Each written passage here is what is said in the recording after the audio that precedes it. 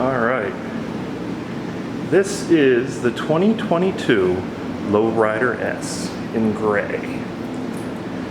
And it has been redesigned. Got some cool features. They kept the classic bronze color for the wheels. It's got a 117 now. That's 1,900 cc. It's almost a 2-liter engine. Still got the one-up seat.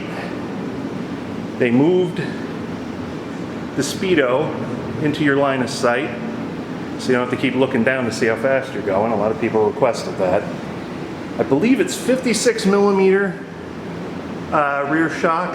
It's actually got a higher ride height, give you a little bit more lean angle into the corners. So it's got that cool LED brake light. This thing is something else. They kept the classic Harley-Davidson emblem on it with the dropped H. Got 117 badging all over the place.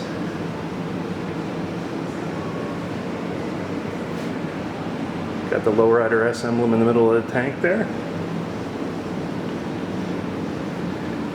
The sport touring version of this with the bags and the fairing will probably be out in April. And they're not making that many in the first run, so if you're interested in that one, make sure you reserve one. But we got these now. And take a test ride, come on in.